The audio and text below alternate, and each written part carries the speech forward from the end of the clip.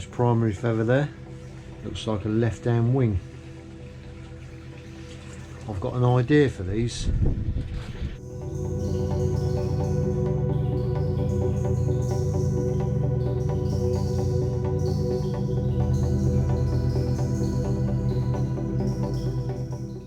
So I'm going to get Woody out and weigh him. He's still quite happy with me. He's a little bit different to what he was when we were hunting, but he's not too bad. Step.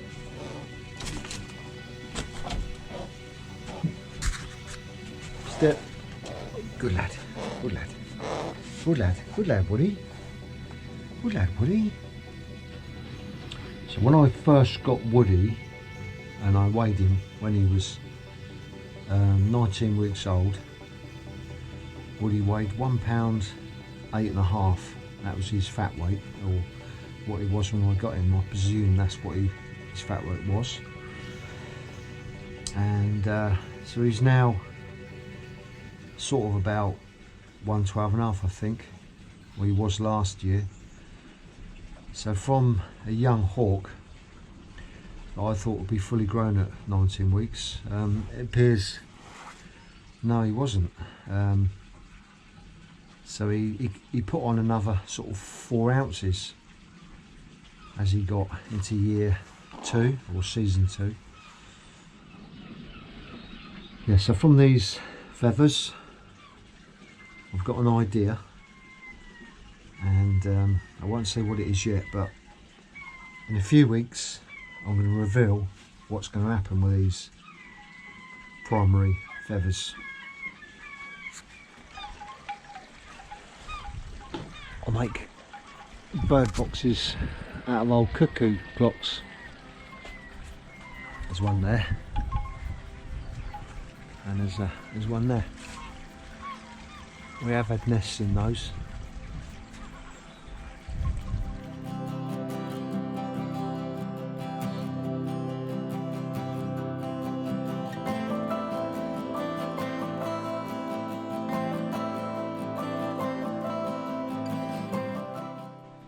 Right, so he's at £1.12.5, which is about what he was last year once he arrived at his fat weight. Of course, normally you leave your hawk to molt out and don't touch him, so you don't have the sort of privilege of weighing and seeing what's going on with your hawk. He's just molted his first feather.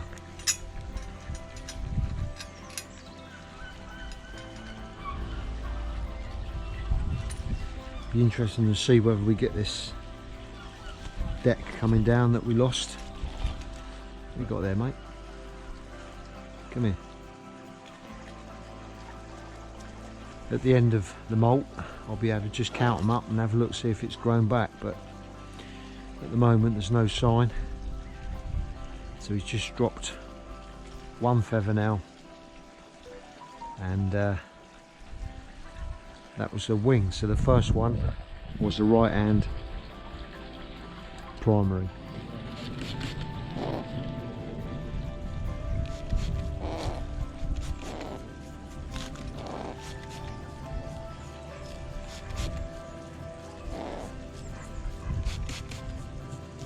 So it's just a little bit of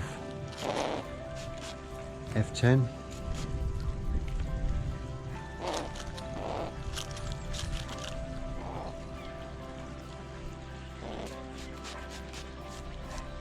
Totally over keen, but he's not protesting too much. But I just want to have a good look at his feet.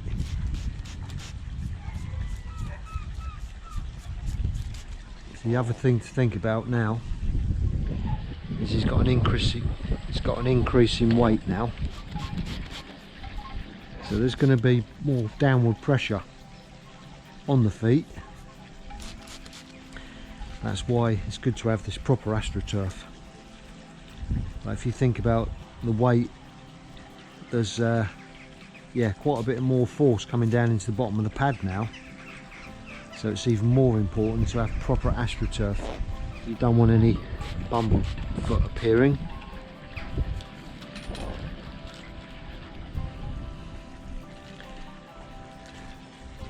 So if you imagine what a bed sore is, and this is quite common in hospitals and old people's homes, although it shouldn't be, and it is watched very carefully to make sure it doesn't happen, but where it does happen is in those places where you get pressure.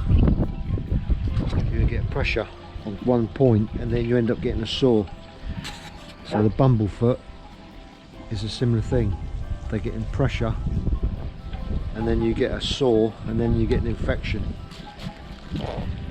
So this AstroTurf is what you need, proper stuff. So you look under there, there's never really a constant push, there's always air and gap. So there's different parts of that AstroTurf supporting the foot. So if you're not using that, it's worth getting some. I'm trying to find this proper stuff. So I find that Woody, when I put this on his perch in the mews, he will always sit on that. So he generally doesn't sit on the bare wood, he does prefer to sit on that, so it shows you that it's comfortable. So this is the time to make sure before your hawk's in molt and you're going to leave it, that he's got all his AstroTurf in place and his feet are clean. So check them out before you put them away.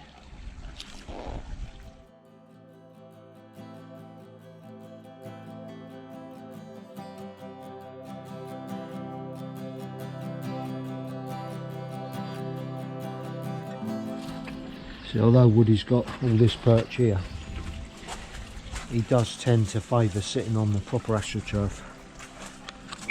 Come on.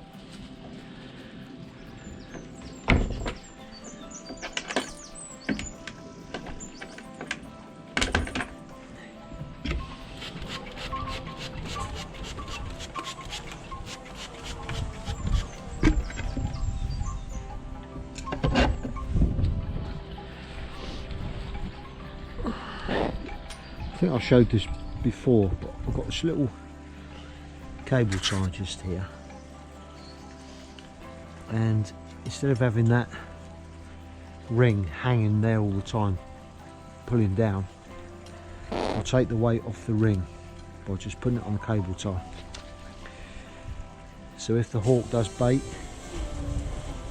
it still pulls straight off of it, but it just keeps that weight off there.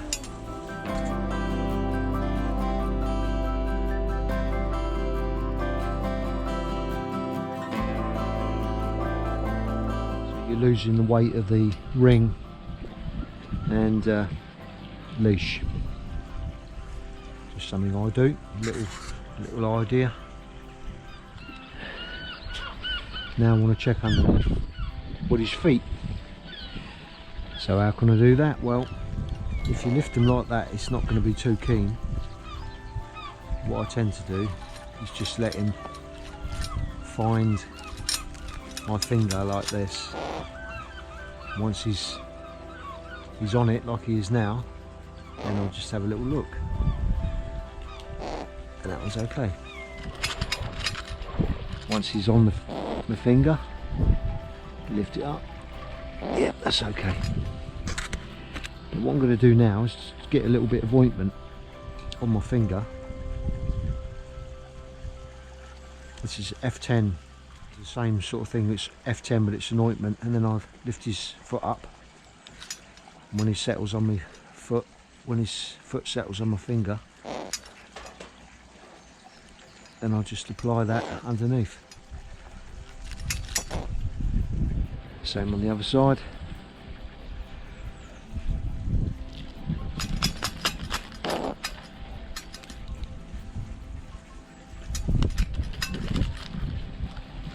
There you go. So, foot care, nice bit of foot care for you, Woody. Coming to the mews now and give all perch areas bit of a squirt up. He does tend to, as I say, he does tend to sit, or he does tend to perch on the astroturf rather than the bare wood. Any bits of bone and pellets, castings, just go and pick any bits of bone and castings up.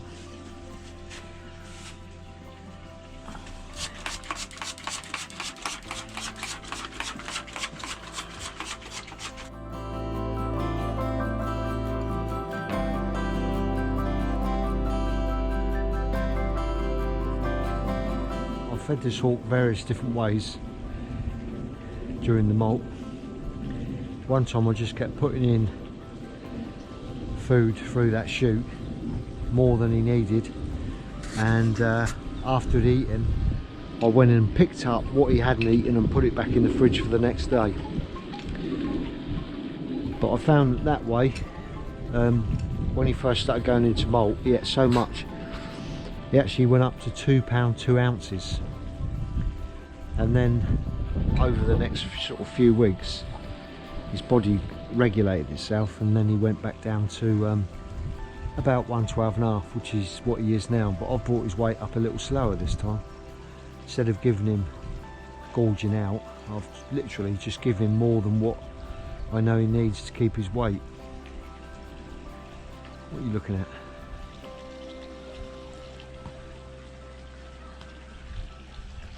Yes, I've just brought his weight up. It went up to as high as 113.5, but I've weighed him now and it's 112.5, just over. So that is about his fat weight now. And as you can see, still quite comfortable, still fairly manned up. He's just a little bit edgy, I can tell, but generally okay. Right, should we have a little wander? Give you a little feed up the path. So another good reason to leave your hawk in the mews, let it molt out, would probably be at fat weight. If you did lose him and you made a mistake and he got off somehow, you're not going to get him back. Well, I think Woody probably will come down to me for a bit of food, but it's a bit risky. I wouldn't risk it. So if he's in his mews and you're not getting him out of fat weight, probably a little safer too. So I'm being extra careful, making sure everything is absolutely perfect, because I do not want this hawk being free at fat weight. But like I say, I feel quite sure if I put a telemetry on him now and put him on my shed, he'd come down for a bit of food. But I'm not going to risk it, not even going to try it. So I'm going to pop into the garage. He's been eating pheasant that he caught, rabbit that he caught, but I've still got a lot of chick, so I'm going to give him a bit of that today. You look at him, look, he knows where I'm going, he knows it's going to be a bit of food.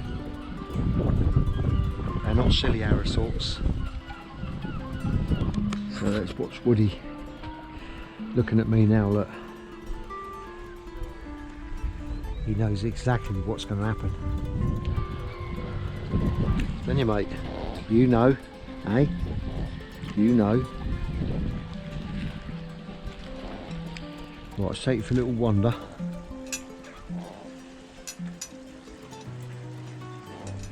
But he's definitely a little bit, you can see there's a little bit of an edge there now.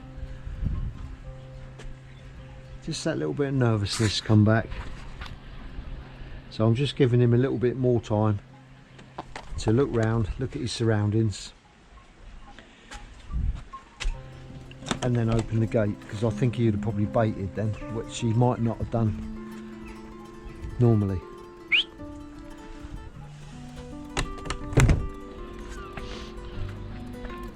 So what I'm going to try and do today, because I like to vary the way I feed him, I'm going to try, when he's distracted, to put bit of chicken in my glove from underneath,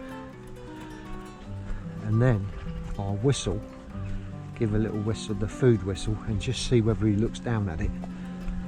But it's going to be difficult to try to deceive him, but like when he's looking up there, let's see, he's so quick, but I'll try and bring it in from the bottom. But let's see if I can do it without him noticing.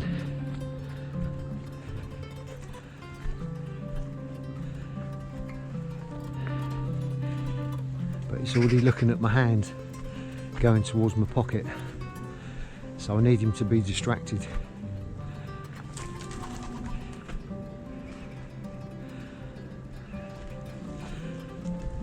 So I've got a bit of food now,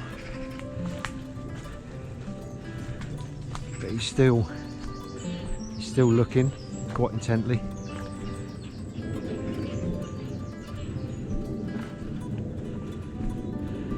So he's expecting something, but I just need him to be distracted. Dropped a bit of food when he was in his first season. I picked it up, and as I lifted it up, he grabbed my thumb, sunk his talons right down to the bone, and he wouldn't let go until he had finished that little bit of food. Very, very, very painful, but there's nothing you can do when you've got your hawk tied up like that and he's got hold of your thumb like that. You can't even straighten the leg out, because you sometimes can straighten that joint out to get him to release, but in that situation I just had to literally wait for him to release once he'd eaten the food. So we're getting a bit mild now, nice mild day. I think probably 1.5 chicks would keep that weight what he is today, but I'm going to give him 3 today, and then I'm going to weigh him tomorrow and just see what an increase we've got, about above £1.12.5. But what I don't want to do is keep giving him loads of food this way, because he's not deciding so much to eat what he needs, but he's eating the amount I'm giving him, because I think he's eating what he can when he sees it. But if you put a big lump in the mews, he'll only eat what he needs and then stop. It's just sort of slightly different, I find, in the way his mind works. So I'm sort of controlling his weight a little bit as well, just taking it into account that if I keep giving him stuff, he'll end up getting sort of quite fat. So I've just brought that literally up from under there. I could just hold it down and he'd grab it out of my hand, but I like trying to do it that way.